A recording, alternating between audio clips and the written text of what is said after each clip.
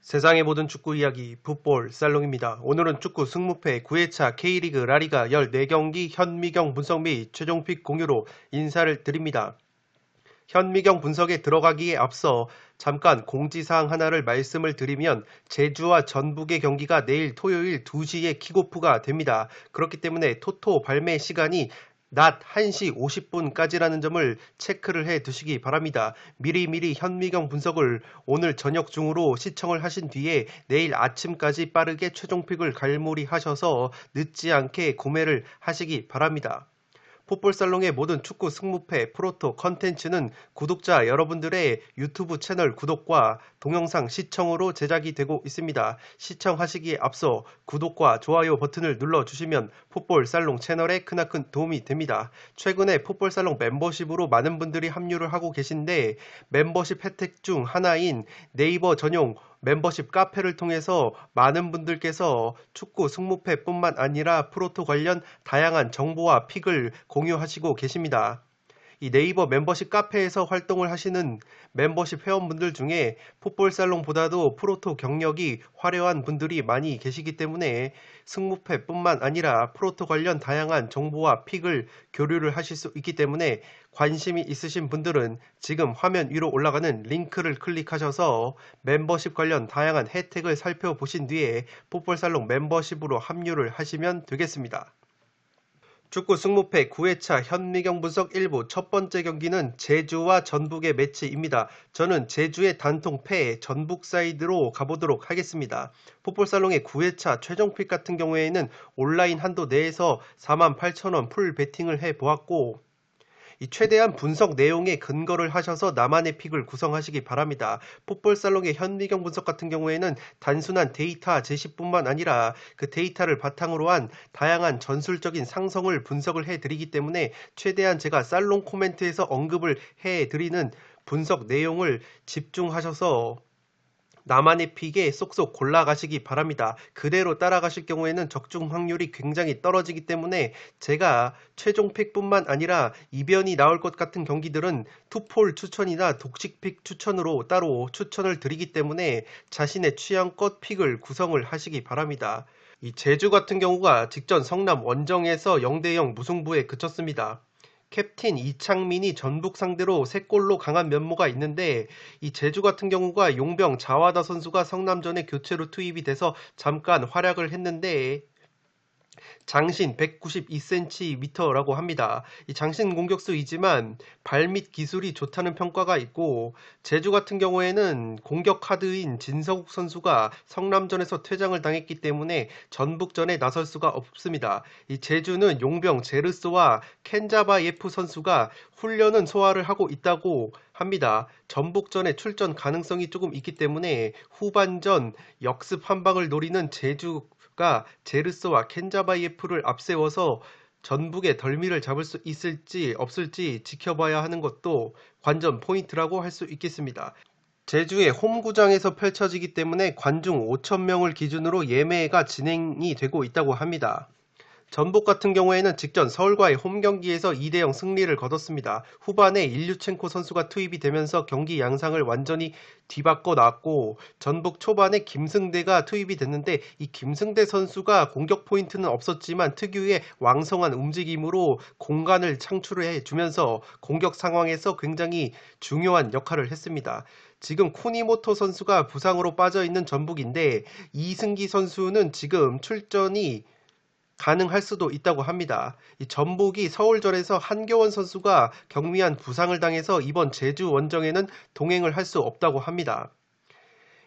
이 전북으로 돌아온 최영준 선수도 손준호 선수의 공백을 톡톡히 메워주면서 중원 사령관 역할을 해줬고 전북 같은 경우에는 확실히 22세 카드에 대한 고민이 있었습니다. 이 조규성 선수가 입대를 하면서 확실한 22세 이하 카드가 없었기 때문에 선발로 이성윤 선수를 투입을 했다가 전반 초반에 김승대 선수와 빠르게 교체를 하면서 전략적인 교체 카드를 사용을 했고 후반전에 한교원 선수의 불의의 부상 대상으로 교체 카드를 늘려야 하는 상황이었는데, 이 22세 이하 룰을 잠시 설명을 해드리면 22세 이하 선수를 선발로 한 명 기용을 하고 교체로 한 명을 투입을 할 때만 교체 카드가 3장에서 5장으로 늘어나게 됩니다. 그렇기 때문에 김상식 감독이 후반에 송범근 골키퍼를 빼고 22세 이하인 김정훈 골키퍼를 투입을 해서 교체 카드를 5장으로 늘렸고 한교원 선수를 빼줬습니다. 그렇기 때문에 올 시즌 K리그 같은 경우에는 이 22세 이하 카드를 얼마나 전략적으로 잘 사용하느냐가 관건이 될 것 같습니다.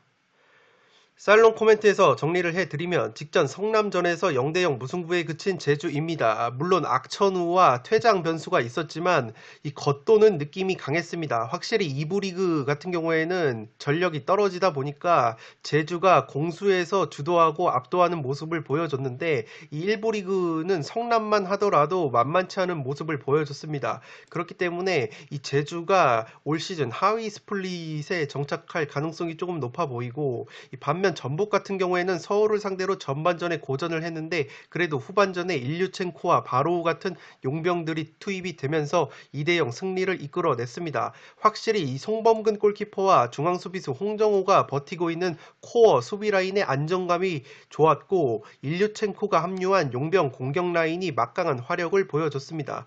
포항에서 돌아온 최영중도 왕성한 활동량을 보여주면서 손준호 선수의 공백을 잘 메워줬습니다. 이 제주전 같은 경우에는 이 제주 원정이 조금 힘든 면이 있고 제주가 수비와 밸런스를 유지한 채 선수비 후 역습 그리고 세트피스 한 방을 노릴 것으로 보이기 때문에 이 전북이 주도하는 상황에서 이 화끈한 공격 축구를 구사할 수 있을지 지켜봐야 될 것 같습니다. 제주 같은 경우에는 앞서 말씀을 드렸듯이 용병 자와다와 제르소 켄자바예프 같은 선수들이 있기 때문에 이 제주가 갖는 용병들의 이 변수도 또 하나의 볼거리라고 보시면 되겠습니다. 그럼에도 불구하고 전북이 이 선발로 일류첸코 선수를 기용하면 더 괜찮을 것 같습니다. 김상식 감독이 이 구스타보 선수보다는 일류첸코 선수를 확실하게 선발로 기용하면서 초반부터 화력적으로 찍어 누른다면 의외로 손쉽게 전북이 승리를 가져갈 수 있지 않을까 싶습니다. 그렇기 때문에 1번 경기는 저는 제주의 단통패를 보도록 하겠고 이 홈 관중의 열렬한 응원과 더불어서 이 제주가 그래도 수비와 미드필더진에서의 조직력은 확실히 괜찮습니다. 지난 시즌 2부 리그 우승을 이끌었던 주역들이 수비진과 미드필더 쪽에 대거 포진을 하고 있기 때문에 이 제주가 의외로 짠물 수비를 보여준다면 전북이 서울전에서 전반전에 답답한 경기력을 보여줬기 때문에 제주 원정이라는 점에서 이 무승부 최대 무승부로 덜미가 잡힐 수도 있지 않을까 싶습니다. 그렇기 때문에 1번 경기부터 조금은 독식을 노리시는 분들은 이 무승부까지 바치실 것을 추천드리겠습니다. 이번 경기는 광주와 울산의 매치인데 광주의 단통패 울산 사이드로 가보도록 하겠습니다. 광주가 직전 수원 원정에서 0대1로 아쉽게 패배를 했습니다. 확실히 김원식과 이찬동이 버티고 있는 이 수비형 미드필더 3선 라인이 탄탄해 보였고 이 광주 같은 경우에는 펠리페 선수가 빠지면서 엄원상 선수 혼자 공격을 책임졌는데 굉장히 버거워 보였습니다. 이 광주가 친정팀 광주로 들어온 윤보상 골키퍼의 선방쇼가 펼쳐지면서 수원을 상대로도 한 골밖에 실점을 하지 않았는데 광주가 확실히 3선 미드필더진과 골키퍼 윤보상의 합류로 인해서 수비 밸런스는 탄탄해진 것 같습니다. 지난 시즌에 울산을 상대로 2무 1패 고춧가루를 뿌린 적이 있는 광주인데 당시에는 그래도 박진섭 감독 체제였다는 점에서 또다시 광주가 울산을 상대로 고춧가루를 뿌릴 수 있을지 없을지 지켜봐야 할 것 같습니다. 현재 펠리페 선수가 출전 가능성이 있다고 하기 때문에 광주 홈팬들 입장으로서는 이 펠리페 선수의 출전에 기대를 걸어볼 만할 것 같습니다. 울산 같은 경우에는 직전 강원과의 홈경기에서 5대0 대승을 거뒀고 이 좌인성, 우동준, 측면 라인이 막강한 화력을 뽐냈습니다. 또한 3선의 원두재 선수가 중심을 제대로 잡아줬고 골키퍼 조현우 선수의 선방 2차례가 울산의 완승을 이끌어냈습니다. 강원에서 합류한 김지현 선수가 주니어 선수의 공백을 메워주기 위해서 선발로 출전을 했는데 왕성한 움직임으로 나쁘지 않은 활약을 보여줬습니다. 그래도 골 결정력 같은 경우에는 보완이 필요해 보였고 19살 강윤구 선수가 기대 이상의 활약을 보여주면서 홍명보 감독의 언더 22, 22세 이하 카드에 대한 고민을 덜어줄 것 같습니다. 이청용 선수 역시 지금 중원의 윤빛가람 선수뿐만 아니라 이동경, 강윤구 같은 선수들이 제 몫을 해주고 있기 때문에 이 체력적인 부담을 덜 수 있을 것으로 보입니다. 살롱 코멘트에서 정리를 해드리면 홍명보 감독 체제에서 확실한 팀 컬러를 구축한 울산입니다. 비록 한 경기였지만 빠른 템포 그리고 전환을 골자로 한 속도감 있는 축구를 보여줬습니다. 불투이스, 김기희 중앙수비 라인이 조금 노련미는 있는 조합이지만 불안한 면이 있는데 이 수문장 조현우 골키퍼가 든든히 막아주면서 수비 라인도 안정화가 이루어진 것 같습니다. 광주 같은 경우에는 윌리안, 홍준호 같은 선수들이 빠졌고 박진섭 감독까지 서울로 이적을 했지만 이 김호영 감독 체제에서 나쁘지 않은 경기 내용을 보여줬습니다. 특히 인상이 깊었던 건 이 쌈딱이라고 불리는 두 수비형 미드필더 김원식과 이찬동의 투지가 빛났는데 지난 수원전에서 김원식과 이찬동이 거친 플레이로 경고 한 장씩을 받았습니다. 광주가 울산을 상대하게 되는데 울산 같은 경우에는 수원보다 훨씬 더 빠른 측면 자원들이 많기 때문에 김원식과 이찬동의 헛슬 플레이가 오히려 독이 될 수도 있지 않을까라는 예측을 해보겠습니다. 이 김원식과 이찬동 선수가 발빠른 이동준이나 김인성 같은 선수들을 수비하는 과정에서 템포가 느리게 파울을 범할 경우에는 자칫 레드카드까지 받을 수도 있지 않을까 싶습니다. 광주 홈팬들은 지금 주포 펠리페의 복귀에 기대를 걸어야 하는 상황이고 만약에 펠리페 선수가 돌아올 수 있다면 지난 시즌 심심치 않게 무승부로 울산의 덜미를 잡았던 광주이기 때문에 이 최대 무승부까지 받쳐볼 만한 이 경기라고 보여지는데 그럴 경우에는 폴더스의 낭비가 너무나도 크기 때문에 이 울산 쪽을 밀어보도록 하겠습니다. 따라서 이번 경기는 광주의 단통 패배로 가보도록 하겠습니다. 3번 경기는 인천과 대구의 매치인데 승무패가 모두 보인다는 점에서 승무패로 지어보도록 하겠습니다. 인천이 직전 포항 원정에서 아쉽게 역전패를 당했습니다. 이 주포인 공격수 무고사 선수가 코로나19 양성 판정 이후에 자가격리 중으로 결장하고 아길라르 선수가 포항을 상대로 선제골을 넣었는데 리드를 지켜내지 못하면서 아쉽게 1대2로 역전패를 당했습니다. 인천이 포항에서 데려온 김광석 선수를 필두로 한 3백 수비 라인이 굉장히 탄탄했습니다. 이 외국인 공격수 무고사가 빠진 상황에서 영입생 네게바가 출전이 가능하다고 하는데 지난 포항전에서는 전술적인 이유로 출전을 하지 않았습니다. 그렇기 때문에 네게바 선수가 대구전에 나설 수 있다면 인천이 최전방 그리고 측면 공격 쪽에 옵션 하나가 늘어나기 때문에 홈팬 약 2,000명 앞에서 열렬한 응원을 받으면서 승리까지 노려볼 만한 경기라고 생각이 되어집니다. 대구 같은 경우에는 직전 승격팀 수원FC와의 홈경기에서 조금 고전하면서 1대1 무승부에 그쳤는데 그래도 전반전에는 경기력이 좋지 못하다가 후반전에 베테랑 선수인 이근호와 이용래 선수가 투입이 되면서 분위기가 살아났습니다. 이 3백 수비에 한 축으로 나섰던 김진혁 선수를 공격수로 끌어올려서 이 김진혁 선수가 페널티킥을 내주는 실수를 범하긴 했는데 그래도 후반전에는 공격수로 나서면서 천금 같은 동점골을 뽑아냈습니다. 이 대구 같은 경우에는 베테랑 공격형 미드필더인 외국인 세르지뉴 선수가 출전이 가능하다고 합니다. 이 세르지뉴 선수가 출전이 가능하다면 세징야 선수에게 집중이 되는 공격 루트가 다변화되는 이점이 있기 때문에 대구 역시 인천 원정에서 승리까지 노려볼 만한 매치라고 생각이 되어집니다. 살롱 코멘트에서 정리를 해드리면 승무패가 모두 보이는 경기라고 생각이 되어집니다. 인천 같은 경우에는 비록 포항에 패배를 했지만 이 전반전 선제골 득점 이후에 탄탄한 3백 수비를 기반으로 경기를 잘 풀어냈습니다. 후반전에 동점골 실점 과정에서 신광훈 선수의 중거리 슈팅이 굴절이 되면서 조금 아쉽게 불운하게 동점골을 허용을 했고 그 이후에 분위기를 내준 면이 있어서 조금은 아쉬웠던 패배였습니다.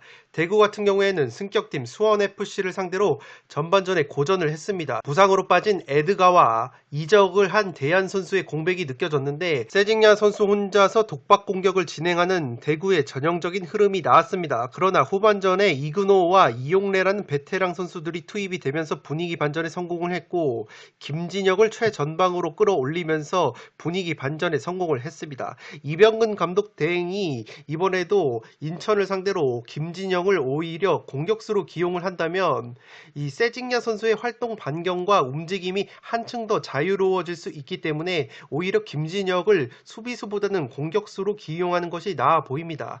양팀 모두 3백을 기반으로 하는 전술을 구사를 하는데 인천이 대구를 상대로 좀 더 수비적으로 내려앉을 것으로 보입니다. 그렇게 될 경우에는 대구가 점유율을 쥐고 경기를 풀어나가야 될 것 같은데 대구 같은 경우에는 지공 상황에서 이 점유율과 주도권을 쥐는 상황에서는 오히려 공격 위력이 떨어지는 모습을 보이죠. 대구 같은 경우에는 역습, 세징야를 앞세운 카운터 공격이 강한 팀이기 때문에 인천이 내려앉는다면 오히려 지공 상황에서 공격을 풀어나가는데 어려움을 겪을 수도 있어 보입니다. 이 새로 영입한 세르지뉴 선수가 들어올 수 있다면 그래도 인천의 밀집 수비를 뚫어내는 데 있어서 세징야와 더불어서 기여를 할 수 있을 것 같은데 세르지뉴 선수가 언제 투입이 될지 지켜봐야 될 것 같습니다. 이 단통 승부를 간다면 저는 무승부를 찍을 것 같은데 양팀 모두 무승부뿐만 아니라 충분히 승리까지 거둘 수 있는 전력과 전술적인 상성을 가지고 있기 때문에 이 경기는 승무패로 모두 지어보도록 하겠습니다. 4번 경기는 강원과 포항의 매치인데 강원의 단통패 포항 사이드로 가보도록 하겠습니다. 강원이 직전 울산 원정에서 0대5로 대패를 당했습니다. 중앙 수비수이자 팀의 주장을 맡고 있는 임채민이 퇴장을 당했기 때문에 포항전의 수비 전력 누수가 예상이 됩니다. 야심차게 영입을 했던 마사와 김대원이 기대 이하의 활약을 보여줬고 그나마 고무적이라고 할 수 있는 것은 세르비아 1부 리그 득점왕 출신인 공격수 실라지가 나쁘지 않은 움직임을 보여줬습니다. 포항 같은 경우에는 인천과의 홈경기에서 2대1 역전승을 거뒀는데 국내파 에이스 강상우와 송민규가 맹활약을 했고 강원에서 데리고 온 이적생 신광훈도 알토란 같은 활약을 펼쳤습니다. 또한 김기동 감독이 신들린 전술 변화를 가져가면서 맹활약을 했습니다. 이 타시와 크베시치라는 용병은 아직 출전이 어렵다는 점에서 포항은 다시 한번 강상우와 송민규 국내파 에이스를 필두로 해서 경기를 치러야 할 것 같습니다. 살롱 코멘트에서 정리를 해드리면 이영표 강원 대표이사 부임 이후에 야심차게 선수 영입을 한 강원FC인데 이 김병수 감독의 병수볼이 조금은 어려운 축구이기 때문에 첫 경기부터는 녹아들지 못하는 모습을 보여준 이적생들입니다. 특히 2부 리그 출신의 마사 같은 경우에는 2부 리그에서는 번뜩이는 움직임을 보여줬는데 아직까지는 1부 리그 템포에 적응을 하지 못한 모습이었습니다. 반면에 포항 같은 경우에는 일류첸코, 팔로세비치라는 에이스 원투펀치를 잃었지만 국내파 송민규, 강상우의 맹활약으로 역전승까지 일궈냈습니다. 특히 김기동 감독이 신광훈을 오른쪽 풀백에서 수비형 미드필더로 후반전에 전술 변화를 가져갔고 이 강상우 역시 왼쪽 풀백에서 최전방 제로톱 공격수로 기용을 하면서 각각 동점골과 역전골의 발판을 마련을 했습니다. 그렇기 때문에 포항이 시즌 초반에 타시와 크베시치라는 외국인 선수들의 합류가 늦어질 것 같은데 충분히 국내파 에이스들을 중심으로 해서 유기적인 김기동 감독의 전술 변화까지 앞세운다면 충분히 강원을 상대로도 승리까지 가능해 보이는 경기입니다. 반대로 이 김병수 감독이 이끄는 강원FC 같은 경우에는 병수볼이라는 김병수 감독 특유의 패스와 점유축구가 조금은 실종된 모습이 보였습니다. 3-4-3 3백 전술을 울산을 상대로 가동을 했는데 이도저도 안 되는 모습을 보여줬기 때문에 더욱이 이적생들이 많기 때문에 시즌 초반에 조직력을 얼마만큼 끌어올릴 수 있을지 의문이 드는 강원입니다. 강원의 임채민이라는 수비수 공백도 커 보이는 부분이 있고 그렇기 때문에 포항이 또다시 유기적인 움직임을 가져가면서 승리까지 가져갈 수 있는 경기라고 생각이 되어지고 지난 시즌까지 강원에서 활약을 했던 신광훈이 다름 아닌 포항에서 첫 경기부터 맹활약을 했고 그 누구보다 김병수 감독의 병수볼을 잘 이해하고 있는 신광훈이기 때문에 신광훈의 존재가 강원으로서는 굉장히 버거울 것 같습니다. 그렇기 때문에 4번 경기는 강원의 단통 패배로 가보도록 하겠습니다.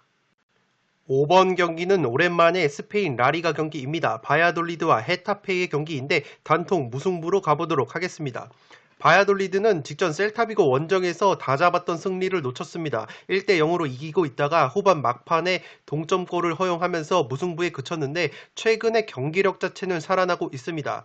지난 1월 헤타페 원정에서는 1대0 승리를 거뒀던 바야돌리드이기 때문에 자신감이 한껏 충만할 것 같고, 맞대결 흐름을 보시면 최근 1승 3무 2패로 팽팽한 흐름을 보여주고 있는데 홈에서는 최근 3연속 무승부를 거두고 있는 바야돌리드입니다. 헤타페 역시 지금 직전 발렌시아와의 홈 경기에서 모처럼 3대0 완승을 거두면서 분위기 반전에 성공을 했고, 그 과정에서 공격수 마타 선수가 8경기 만에 득점포를 가동을 했기 때문에 헤타페는 또다시 마타 선수의 발끝에 기대를 걸어야겠습니다. 다만 헤타페가 승리까지는 힘들어 보이는 것이, 헤타페가 홈에서만큼은 평균 0.69골이라는 짠물 수비를 보여주는데 원정만 가면 무려 실점이 평균 1.75골로 늘어나는 허벌창 수비를 보여주기 때문에 헤타페가 바야돌리드를 상대로 승리까지는 힘들어 보입니다. 또한 헤타페가 핵심 왼쪽 미드필더인 쿠쿠렐라 선수가 징계로 나서지 못하기 때문에 이 쿠쿠레아 선수가 굉장히 측면에서 왕성한 활동량을 가져가는 선수이기 때문에 헤타페가 추구하는 많이 뛰는 축구, 압박 축구에 있어서 핵심적인 역할을 하는 선수입니다. 그렇기 때문에 이 쿠쿠레아의 결장 공백이 굉장히 크게 작용을 할 것 같습니다. 살롱 코멘트에서 정리를 해드리면, 최근 승리가 없는 바야돌리드이지만 경기 내용 자체는 살아나고 있습니다. 직전 셀타비고와의 무승부 경기에서 핵심 플레이메이커 오레야나가 오랜만에 골맛을 봤기 때문에 공격력이 살아날 여지가 있는 바야돌리드이고, 헤타페 역시 지난 발렌시아전에서 기나긴 무득점 행진을 끊어냈습니다. 그러나 핵심 미드필더인 쿠쿠레아 선수가 경고 누적 징계로 나서지 못하기 때문에 헤타페의 엔진이라고 할 수 있는 쿠쿠레아의 공백이 크게 느껴질 것 같습니다. 반면에 바야돌리드는 헤타페와의 상대전적 면에서 이 팽팽한 흐름을 보여주고 있는데, 홈에서는 극강의 수비력을 보여주는 헤타페를 상대로 원정에서 승리를 거뒀던 바야돌리드이기 때문에 이 바야돌리드가 직전 셀타비고 전에서도 좋은 경기를 펼쳤다고 말씀을 드렸죠. 이 바야돌리드의 특징이 상대전적 면에서 팽팽한 팀을 상대로는 쉽게 패배를 하지 않는 모습을 보여준다는 점입니다. 직전 셀타비고 전에서도 셀타비고가 홈에서 강한 팀인데 상대 전적에서 밀리지 않는 바야돌리드가 오히려 승리 직전까지 갔던 경기를 보여줬기 때문에 이 바야돌리드가 전통적으로 홈에서만큼은 헤타페를 상대로 지지 않는 경기를 해왔기 때문에 더욱이 올 시즌 홈과 원정에서 경기력 기복이 심한 헤타페를 상대로 충분히 지지 않는 경기를 할 수 있을 것으로 보입니다. 다만 이 바야돌리드의 승리를 가져가기에는 조금은 힘들다고 보는 것이, 바야돌리드 역시 마르코스 안드레라는 공격수가 부상으로 빠진 이후에 전체적인 팀 화력이 약화가 됐습니다. 그렇기 때문에 바야돌리드 역시 득점을 하는 데 있어서 어려움을 겪을 것 같고, 바야돌리드는 오히려 원정보다 홈에서 수비력이 안 좋습니다. 평균 1.67골로 무실점 경기가 홈에서는 단 한 차례도 없기 때문에 화력이 다시 살아난 헤타페를 상대로 충분히 실점을 할 수 있다고 보여지기 때문에 양팀이 한두 골씩 득점을 하는 상황 속에서 무승부가 나올 가능성이 높아 보입니다. 그렇기 때문에 굉장히 팽팽한 경기 양상 속에서 무승부를 한번 가보도록 하겠습니다. 6번 경기 역시 스페인 라리가 경기입니다. 엘체와 세비야의 매치인데 최종 픽으로는 단통 패로 가보도록 하겠고, 독식을 노리시는 분들은 무승부까지 과감하게 찍어볼 만한 매치라고 생각이 되어집니다. 엘체가 직전 그라나다 원정에서 1대2로 패배를 당했습니다. 홈과 원정에서 성적을 비교를 해봤을 때 그래도 홈에서 쉽게 지지 않는 모습을 보여주는 엘체이고, 올 시즌에 세비야와는 첫 대결을 펼치는데 과거 맞대결 전적은 2무 4패로 열세입니다. 공격수 루카스 보예 선수가 4경기 만에 득점포를 가동한 엘체이기 때문에 공격 상황에서 보예의 발끝에 기대를 걸어야겠습니다. 엘체가 에스크리바 감독 부임 이후에 경기력이 상승이 되고 있고, 그렇지만 라리가 최소 득점 공동 2위라는 점에서 세비야가 라리가에서 지금 수비력이 제일 좋은 팀입니다. 그렇기 때문에 엘체 특유의 빈공이 세비야의 탄탄한 수비진을 뚫어내기에는 역부족이라고 보여집니다. 이 세비야는 최근에 분위기가 좋지 않습니다. 직전 바르셀로나 컵대회 원정에서 연장까지 가는 접전 끝에 0대3으로 패배를 하면서 결승 진출에 실패를 했습니다. 올 시즌 홈과 원정에서 평균 실점이 0.75골로 똑같습니다. 짠물 수비를 보여주는 세비야이고 공격력은 조금은 부족하지만 라리가 최소 실점 2등에다가 원정 경기로만 따지면 수비력이 제일 좋은 것이 세비야입니다. 이 연장 혈투로 인해서 체력적인 열세가 우려가 되지만 기본적으로 세비야가 백업 자원들의 퀄리티도 좋기 때문에 충분히 로테이션을 가동할 여유가 있습니다. 직전 바르셀로나 원정에서도 후반 10분 이후에 교체 카드를 다수 활용을 하면서 선수들의 체력 안배를 도모했던 세비야이고 주전 공격수 오캄포스 선수가 헤타페전에 당했던 부상 이후에 복귀를 했는데 바르셀로나를 상대로 페널티킥을 실축을 하면서 분위기가 조금은 좋지 못하지만 그래도 오캄포스가 공격진에 들어온다면 엘체를 상대로도 충분히 승리를 가져갈 수 있지 않을까 싶습니다. 다만 세비야가 엘체전 이후에 3일 뒤에 도르트문트와의 챔피언스리그 16강 원정을 떠나는 일정이기 때문에 이 엘체전에서도 체력 안배가 필수인 것이 세비야입니다. 살롱 코멘트에서 정리를 해드리면 최근 컵대회 등을 병행을 하면서 바르셀로나에게만 2연패를 당한 세비야입니다.